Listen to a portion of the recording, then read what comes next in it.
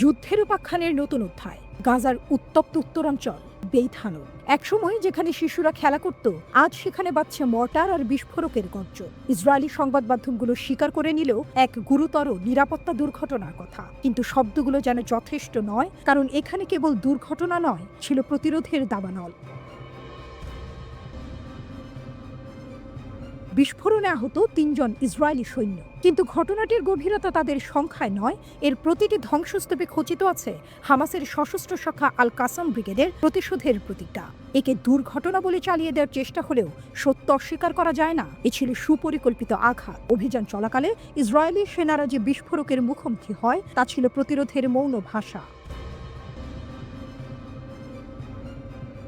বেইত হানুন গাজার উত্তরের এক রণাঙ্গন। এই অঞ্চলটি যেন হয়ে উঠেছে সংঘর্ষের প্রতীক। বারবার প্রতিবার এখানে রক্ত ঝরে, ধ্বংস হয় সামরিক গাড়ি, আর ওঠে প্রতিরোধের বিজয়গান। বিস্ফোরণের পরপরই হেলিকপ্টারে আহত সৈন্যদের সরিয়ে নেওয়া হয়। আকাশে চক্কর দেওয়া সেই বিমান যেন পরাজয়ের সাক্ষ্য বহন করছিল। কিন্তু গল্প এখানে থেমে নেই। হঠাৎই ছড়িয়ে পড়ে এক video footage, breaking the sword, এক অভাবনীয় থমথমে রোমাঞ্চে ছড়ানো সামরিক অভিযান। এতে দেখা যায় বেইত হানুনের পূর্বের বিচ্ছিন্নতা বেড়ার কাছে হামাস যোদ্ধারা লড়ছে ইসরায়েলি বাহিনীর বিরুদ্ধে। বিস্ফোরণের খবর ছড়ানোর কিছুক্ষণ পরেই এই ফুটেজ আসে প্রকাশ্যে। সময় এবং স্থান দুটোই হুবহু মিলে যায়। আল কাসাম বলছে, আমরাই ছিলাম ওই ছায়া, ওই বিস্ফোরক, ওই প্রতিশোধ। আল কাসাম ব্রিগেড জানায়, তাদের প্রতিরোধ যোদ্ধারা পূর্ব বেইত হানুনে চালিয়েছিল একটি জটিল এবং চমকে দেওয়া অতর্কিত হামলা। নিশানা ছিল ইসরায়েলি দখলদার বাহিনী। বিস্ফোরণ নয় শুধু, এর সঙ্গে ছিল পরিকল্পনার সূক্ষ্ম ছন্দ। গাজা বিভাগের কম্প্যাক্ট ইন্টেলিজেন্স ব্যাটালিয়নের একটি ইসরায়েলি স্টর্ম মিলিটারি যানকে ট্যাঙ্ক বিরোধী শেল দিয়ে নিশানা করা হয়। এখানেই শেষ নয়। যখন ইসরায়েলি বাহিনী ছুটে আসে উদ্ধার করতে তাদের আহতদের, তখনই আল কাসাম বসিয়ে রাখে এক বিস্ফোরক ফাঁদ। সেই বিস্ফোরণ যেন সময়ের অপেক্ষায় ছিল, একটি মুহূর্ত, আর তাতেই বদলে যায় পুরো অভিযান। নিহত আহত সংখ্যা বলার প্রয়োজন নেই, গাজার আকাশেই শোনা যাচ্ছিল তাদের বেদনার আর্তনাদ। তারপর আসে দ্বিতীয় ঢেউ, 4টি আরপিজি শেল। লক্ষ্য ইসরায়েলি সামরিক বাহিনীর একটি নবস্থাপিত ঘাঁটি। শেল পড়ার শব্দে কেঁপে ওঠে ধূলিমাখা ভূমি, এবং তার ঠিক পরে মর্টার বর্ষণ, যেন ভূমির আক্ষেপ ঝরছে মর্টারের শেল হয়ে। তবু শেষ নয়। আল কাসামের সামরিক মিডিয়া প্রকাশ করে আরও একটি ফুটেজ, যেখানে দেখা যায় গাজার পূর্ব আল তুফা পাড়ার কাছে ইসরায়েলি সামরিক যানকে ঘিরে রাখছে তাদের যোদ্ধারা। যুদ্ধের গতি যেন আল কাসামের হাতে একেবারে নিয়ন্ত্রিত। তারা জানে কখন আঘাত করতে হয়। হামাসের বার্তা স্পষ্ট, এই অভিযান কোনো বিচ্ছিন্ন প্রতিশোধ নয়, এ হলো প্রতিরোধের কাঠামো, এ হলো পরাধীনতা ভাঙার ছক, এ হলো গাজার হৃদয়ে গাঁথা প্রতিজ্ঞার অনুবাদ। গাজা আবারও দেখালো তারা অবরুদ্ধ কিন্তু নত নয়, তারা ক্লান্ত কিন্তু ভেঙে পড়েনি, তারা একা কিন্তু একবারও পিছিয়ে যায়নি। আর আল কাসাম, তারা শুধু প্রতিরোধ করে না, তারা ইতিহাস লেখে।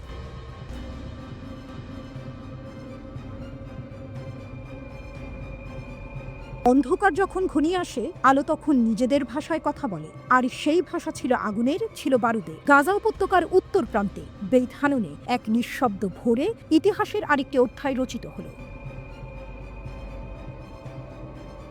হামাসের আল কাসাম ব্রিগেড ইসরায়েলি দখলদার বাহিনীর হৃদয়ে ঝাঁপিয়ে পড়ে এক আক্রমণের বর্ণময় কাব্য রচনা করল। হঠাৎ করে বাতাস ভারী হয়ে উঠেছিল। ব্রেকিং দ্য সর্ড নামে এক অভিযানে আল কাসাম যোদ্ধারা পূর্ব বেইত হানুনে আঘাত হানে, যেন যুদ্ধক্ষেত্রে বাজ পড়েছে। একের পর এক বিস্ফোরণে কেঁপে ওঠে ভূমি। একটি ইসরায়েলি স্টর্ম সামরিক জিপ, যে গাড়ির কাছে ছিল যুদ্ধের আত্মবিশ্বাস, মুহূর্তেই ছিন্ন ভিন্ন হয়ে পড়ে একটি ট্যাঙ্ক বিরোধী ক্ষেপণাস্ত্রের স্পর্শে। আঘাতটি ছিল নিখুঁত। এর শব্দ ছিল না কেবল ধ্বংসের, বরং ছিল প্রতিরোধের প্রতিজ্ঞা। হামাস জানিয়েছে, এই আক্রমণে নিশ্চিতভাবে হতাহতের ঘটনা ঘটেছে। ইসরায়েলি বাহিনীর আত্মবিশ্বাস তখন টালমাটাল। আহতদের উদ্ধারে যখন ছুটে আসে আরো সেনা, তখনই শুরু হয় দ্বিতীয় অধ্যায়। একটি টিভি 3 টাইপ বিস্ফোরক ডিভাইস দিয়ে সেই বাহিনীকে লক্ষ্য করে চালানো হয় মারণ আঘাত। এটা ছিল পরিকল্পনার অংশ। একে একে সব দরজা বন্ধ হয়ে যাচ্ছিল।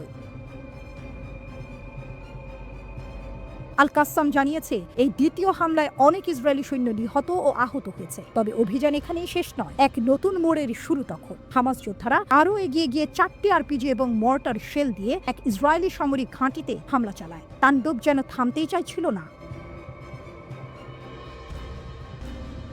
গাজার আল তুফা পাড়ার কাছাকাছি গাড়িগুলোর ক্ষতিগ্রস্ত চিত্র প্রকাশ করেছে হামাসের সামরিক মিডিয়া। ধ্বংসস্তূপের ছায়ায় দাঁড়িয়েছিল এক বিজয়ের আলেখ্য। প্রতিটি ফুটেজ যেন চিৎকার করে বলছিল, আমরা এখনো আছি, আমরা এখনো প্রতিরোধ করি। এরপর লক্ষ্যবস্তু হয় আরও 2টি বড় সামরিক যান, একটি ম্যারকাভা ট্যাঙ্ক এবং একটি D9 বুলডোজার। এই দুটোই ইসরায়েলি সেনাবাহিনীর শক্তির প্রতীক। জাবাল আল সুরানি এলাকায় এই যানগুলোতে চালানো হয় 105 মিমি ক্ষেপণাস্ত্রের নিখুঁত আঘাত। হামলার পর আগুন জ্বলে ওঠে, শক্তির প্রতীকগুলো মুহূর্তে রূপান্তরিত হয় ধ্বংসস্তূপে। হামাস জানিয়েছে এই হামলা 2টো যানকেই সম্পূর্ণ অক্ষম করে দিয়েছে এবং এখানেই ফুটে ওঠে হামাসের কৌশলগত প্রজ্ঞা। একাধিক ধাপে সুনির্দিষ্ট সময় জ্ঞান ও পরিকল্পনার মাধ্যমে এই জটিল অভিযানটি পরিচালিত হয়েছে।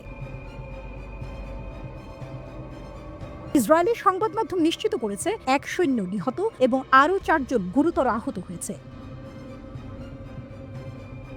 টুইস্ট আসে এখানে, ঠিক যে স্থানে এই অ্যাম্বুশ, কয়েকদিন আগেই তা পরিদর্শন করেছিলেন ইসরায়েলের প্রধানমন্ত্রী বেনিয়ামিন নেতানিয়াহু ও পররাষ্ট্রমন্ত্রী ইসরায়েল কাটস। এ যেন এক প্রতীকী জবাব। নেতাদের পদচিহ্নের পথেই হামাস ছড়িয়ে দিয়েছে বিস্ফোরক বার্তা।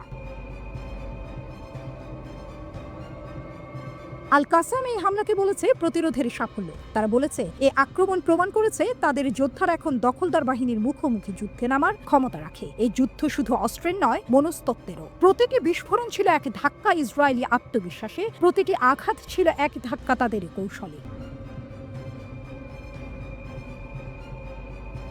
যুদ্ধের ময়দানে গর্জে উঠেছে এক দল সাহসী তরুণ, যারা জানে স্বাধীনতা ছিনিয়ে আনতে হলে কিছু অধ্যায় আগুন দিয়ে লিখতে হয়। তলোয়ার ভাঙার নামে এই অভিযান ছিল তাৎপর্যপূর্ণ।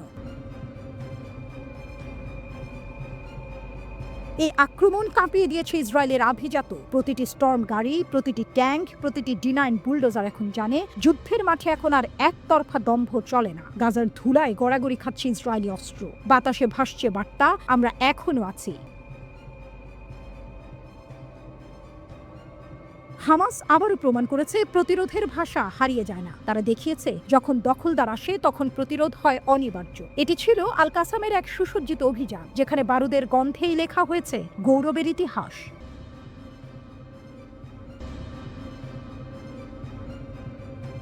মার্কিন বিমানবাহী রণতরীর ওপর ক্ষেপণাস্ত্র আর ড্রোনের ঝড়, ইয়েমেন থেকে হুথিদের প্রতিশোধের বৃষ্টি।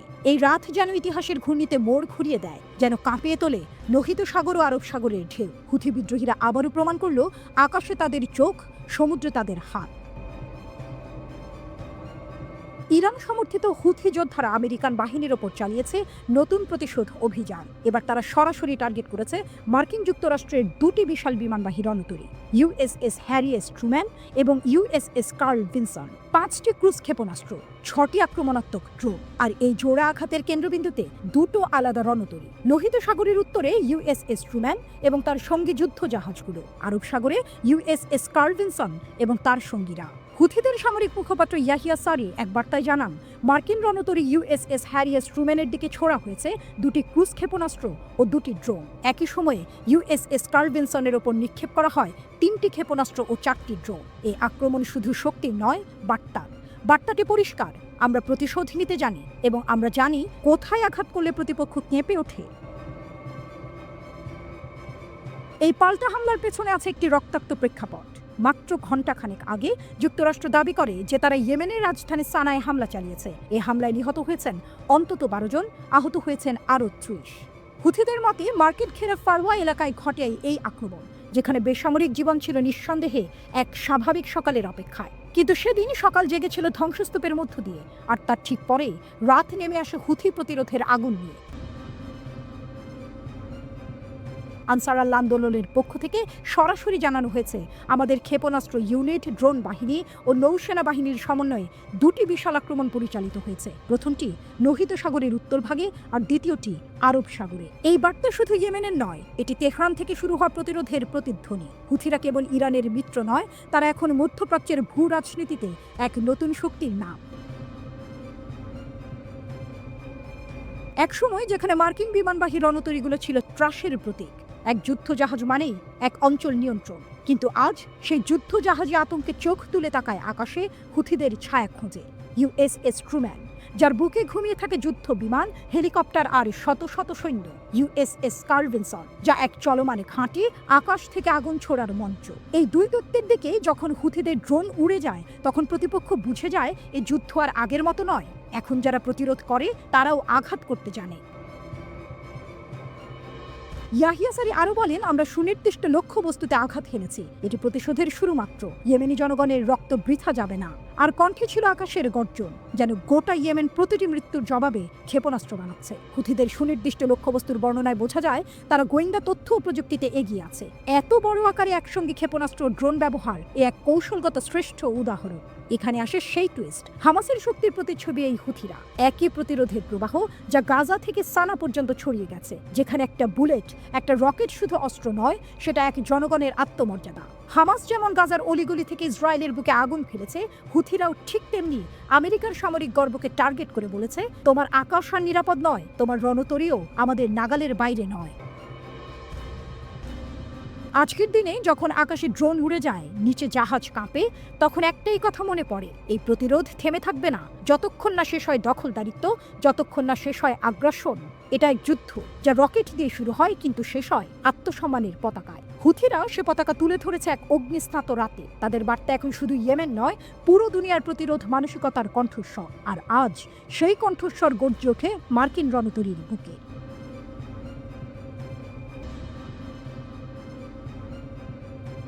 তাদের যুদ্ধজাহাজে সরকার একদিন উল্টে দিত, আজ আমাদের জাহাজ তাদের জলসীমা ছাড়তে বলে। ইরানের উত্তাল হুঙ্কারে কাঁপছে পারস্য উপসাগর।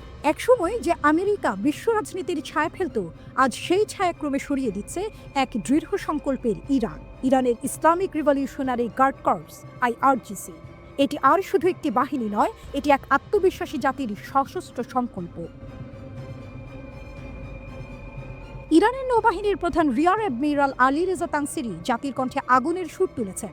বললেন, ইরান এখন এই অঞ্চলের গুরুত্বপূর্ণ সামরিক রুটগুলোর ওপর কৌশলগত নিয়ন্ত্রণ প্রতিষ্ঠা করেছে। এ আর শুধু কথার কথা নয়, জলসীমায় জেগে ওঠা ইরানি আধিপত্যের ঘোষণা। তিনি জানিয়েছেন, ইরানের জাহাজ এখন যুক্তরাষ্ট্রের যুদ্ধ জাহাজকে তাদের জলসীমা থেকে তাড়িয়ে দিতে সক্ষম। কল্পনাও করা যেত না এক সময়। আজ সেই যুক্তরাষ্ট্র, যার ক্যারিয়ার বাহিনী সরকার ফেলে দিত, তাদের জাহাজ আজ ইরানের নির্দেশে পিছু হতে বাধ্য। তানসিরি ঘোষণা করেন, আমরা এমন একটি যুদ্ধ জাহাজ নির্মাণ করেছি যা আমেরিকান মডেলগুলোর চেয়েও উন্নত। সময় এলে আমরা সেটি প্রকাশ করব। এই হুঙ্কার যখন তেহরান থেকে ভেসে আসে, ঠিক তখনই পশ্চিম এশিয়ায় জাহাজ ভর্তি করে নতুন করে সামরিক মোতায়েন করছে যুক্তরাষ্ট্র। যেন ইতিহাস নিজেকে নতুন ব্যাখ্যায় লিখতে যাচ্ছে এবার ইরানের কলমে। তানসিরি বারবার বলছেন, আমরা যুদ্ধ শুরু করি না, তবে আত্মরক্ষায় আমরা সর্বাত্মক প্রস্তুত। শব্দের আড়ালে স্পষ্ট বার্তা, কোনো আগ্রাসী চাল চেলেই যদি নামে আমেরিকা, তাহলে ইরানের জবাব হবে দৃষ্টান্তমূলক। তার বক্তৃতায় উঠে আসে এক নতুন ইরানের ছবি। যে দেশ একসময় নিষেধাজ্ঞার ভারে কাতর ছিল, আজ তার প্রযুক্তি দুরন্ত গতিতে ছুটছে। তিনি জানান, ইরানের সর্বশেষ ক্ষেপণাস্ত্র এখন 2000 কিলোমিটার দূরের লক্ষ্যবস্তুকে আঘাত হানতে সক্ষম। এই দূরত্ব শুধু ভূগোলের নয়, এটি শক্তির ব্যবধান মেটানোর প্রতীক। আরেক বিষয় হলো IRGC এর নৌযানের গতি। তানসিরির দাবি, তাদের জাহাজ পানিতে চলতে পারে সর্বোচ্চ 110 নট গতিতে, যা বিশ্বে নজিরবিহীন। এই গতি যেন ইঙ্গিত দেয় ইরান কেবল প্রস্তুত নয়, প্রতিপক্ষকে ছাড়িয়ে দেওয়ার জন্য উদ্গ্রীব। এখন আসুন সেই যুদ্ধ জাহাজটির কথায়। IRIS শাহিদ বাঘিরি। এটি শুধু একটি নৌযান নয়, এটি এক ভ্রাম্যমাণ ঘাঁটি। 14টি ক্ষেপণাস্ত্র ইউনিট নিয়ে এটি চলতে পারে যে কোনো দিকেই। এটি যায় সমুদ্রের বুক চিরে এগিয়ে যাওয়া এক মোবাইল স্ট্রাইক বেস, যা শত্রুর ঘুম কেড়ে নিতে প্রস্তুত। তানসিরি আরও জানিয়েছেন, তারা এমন এক যুদ্ধ জাহাজ তৈরি করেছেন যা সমমানের আমেরিকান মডেলের চেয়েও উন্নত। তবে সেটি এখনো গোপনে রাখা হয়েছে, সময় হলেই তা আকাশে বজ্র ধ্বনির মতো উদিত হবে। এখানেই শেষ নয়, আমাদের তেল ট্যাঙ্কারগুলির ওপর যদি যুক্তরাষ্ট্র আক্রমণ করে, আমরা বিনা দ্বিধায় প্রতিক্রিয়া জানাবো। তানসিরির এই বাক্য যেন দুশ্চিন্তায় ফেলে দিয়েছে মার্কিন নীতি নির্ধারকদের। এই পুরো দৃশ্যপট জুড়ে ফুটে উঠেছে ইরানের আত্মনির্ভরতার প্রতিচ্ছবি। তানসিরি জোর দিয়ে বলেন, আমরা ক্ষেপণাস্ত্র, ড্রোন এবং সাবমেরিন নিজেরাই তৈরি করি। এই বক্তব্য যেন বিশ্বকে জানিয়ে দেয়, ইরান আর কারো ওপর নির্ভর করে না। এই সাহসী ঘোষণাগুলোর মাঝে একটাই বার্তা স্পষ্ট হয়ে ওঠে, ইরান আর শুধু প্রতিরক্ষার কথা ভাবছে না, তারা এখন আধিপত্য প্রতিষ্ঠার কৌশল সাজাচ্ছে। আর এখানেই আসে সেই নাটকীয় মোড়। একসময় যার সাগরে আমেরিকার নৌবহর নিয়ে রাজত্ব করত, সেই পারস্য উপসাগরে আজ ইরান তার নিজের পতাকা উড়িয়ে বলছে, এখানে এখন আমরাই নিয়ম নির্ধারণ করি। এই কাব্যিক দৃশ্যপটে যেখানে ঢেউয়ের গর্জনে শোনা যায় রেজিস্ট্যান্সের সুর, সেখানে ইরান দাঁড়িয়ে এক নতুন ইতিহাসের মুখোমুখি। এই ইতিহাস শুধু রণাঙ্গনের নয়, এটি আত্মমর্যাদা। প্রিয়তম সালমান শাহ, তুমি নেই। এই বাক্যটি যেন চুপি চুপি খসে পড়ে কোনো বিষণ্ণ গোধূলি থেকে। অথচ প্রতিটি সন্ধ্যায় যখন নক্ষত্রের আকাশে জ্বলে ওঠে, আমি দেখি তোমাকে। আলো ছায়ার ফাঁকে ছায়া ছবির মতো মুখ তুলে দাঁড়াও তুমি, সাদা কালো ফ্রেমে নয়, রঙিন স্বপ্নে। আর আমি সেই ভক্ত যার হৃদয় জুড়ে বাজে তোমার নামের সুর, প্রতিটি নিঃশ্বাসে মিশে থাকে তোমার বলা সংলাপ, প্রতিটি দীর্ঘশ্বাসে বাজে, ও আমার বন্ধু গো, চিরসাথী পথ চলার। তুমি ছিলে আমাদের সময়ের আগের মানুষ, অথবা বলা ভালো, সময় তোমার পেছনে ছুটেছে, কারণ তুমি ছিলে প্রেমের সংজ্ঞা, সাহসের প্রতীক, স্বপ্নের কারিগর। যে কিংবদন্তি একবার পর্দায় উঠে এসে বলেছে, এই দুটো হৃদয় কাছে আসার, সেই বাক্য আজও কানে বাজে, যেন এটা কোনো সংলাপ নয়, আমাদের জীবনের মানচিত্র। সালমান, আমি জানি পৃথিবীতে সুখ বলে যদি কিছু থেকে থাকে, তার নাম ভালোবাসা, তার নাম তুমি। তুমি আমাদের ভালোবাসার প্রতীক, এক অনন্ত প্রেমের সমর্পণ। জ্বলে পুড়ে মরার মাঝেও যে সুখ, তাই তো তুমি হয়ে আছো। যখন এই মায়াবী পৃথিবীর চারপাশে তাকাই, তোমাকেই খুঁজি, তোমাকেই পাই। পর্দার ওপারে নয়, হৃদয়ের অন্ধকার গলিতে। তুমি ছিলে না শুধুই নায়ক, তুমি ছিলে এক স্রোত, এক ঢেউ, যে ঢেউ কিনারে আছড়ে পড়ে আর আমাদের মন জুড়ে রেখে যায় প্রেমের গন্ধ। পাশাপাশি থাকবো, বুকে ধরে রাখবো, হৃদয়ের দাম দিয়ে হৃদয়ে নিলেম। তোমার মুখে উচ্চারিত এই শব্দগুলো যেন আমরাও নিজেদের হৃদয়ে খোদাই করে নিয়েছিলাম। আজও যখন কেউ ভালোবাসায় অভিমান করে বলে, ভালো আছি, ভালো থেকো, আকাশের ঠিকানায় চিঠি লিখো, তখন সেই চিঠির প্রাপক একটাই, সালমান শাহ। কারণ তুমি ছিলে সেই প্রিয়তম যার অভিমানে প্রেম ছিল, যার অভিমানে রাগ ছিল না, ছিল কান্নার মতো নরম এক ছায়া। প্রিয় সালমান, তুমি বলেছিলে, একসাথে রয়েছি দুজন, এক ডোরে বাঁধা দুটি প্রাণ, ছিড়বে না কভু এই বাঁধন, আসলে আসুক তুফান। আর সত্যিই তো, এই তুফান আসে প্রতিদিন। প্রিয়জনেরা হারিয়ে যায়, সম্পর্ক ভেঙে পড়ে, তবে তুমি সেই বন্ধন যেটা আজও টিকে আছে কোটি ভক্তের হৃদয়ে। মৃত্যু তোমার শারীরিক অস্তিত্ব হয়তো থামিয়ে দিয়েছে, কিন্তু ভক্তের ভালোবাসা থামেনি। সেই বন্ধন কখনো ছিঁড়বে না। তোমার হাসিতে যে ভাঙা স্বপ্নের প্রতিধ্বনি ছিল, তা আর কোনো নায়কের ঠোঁটে আসে না। তুমি যেমন করে বলেছিলে, মানব না কোনো বাধা আজ, শুনবো না কারো কথা যে আর, মন্দ বলুক সমাজ। আজ সেই সাহসেরই বড় অভাব। তুমি ছিলে প্রেমিক, আবার বিপ্লবীও। তোমার অভিনয় যেমন ছিল প্রেমের কোমলতা, তেমনি ছিল সমাজের গালে চড় মারার দম। তুমি ছিলে সেই যুবক যে জানতো, এখন তো সময় ভালোবাসা, এই দুটি হৃদয় কাছে আসা। তোমার প্রতিটি সংলাপ, প্রতিটি গান আজও ভেসে বেড়ায় সময়ের বাতাসে। সেই বাতাসে প্রেমিকারা আজও বলে, তুমি আমারই, বলবো শতবার। তোমার মৃত্যুর পর মানুষ বিশ্বাস করতে পারেনি। কেউ বলেছে আত্মহত্যা, কেউ বলেছে হত্যা, কিন্তু ভক্তদের মনে একটাই প্রশ্ন, তুমি এত তাড়াতাড়ি কেন চলে গেলে? আর সেই প্রশ্নের উত্তর হয়তো কোনো দিনই আসবে না। তবে তোমার রেখে যাওয়া ভালোবাসা, তোমার সংলাপ, তোমার গান, সেগুলোর কোনো মৃত্যু নেই। তারা আজও বেঁচে আছে, ঠিক যেমন করে মানুষ চিরকাল বাঁচিয়ে রাখে তার প্রথম ভালোবাসাকে। তোমাকে হারানোর শোক নয়, এই চিঠি কেবল ভালোবাসার স্বীকারোক্তি। কারণ তুমি ছিলে সেই একজন যাকে দেখে ভালোবাসা শিখেছে একটি প্রজন্ম। তুমি যে একা, আমিও যে একা, লাগে যে ভালো, ও প্রিয়।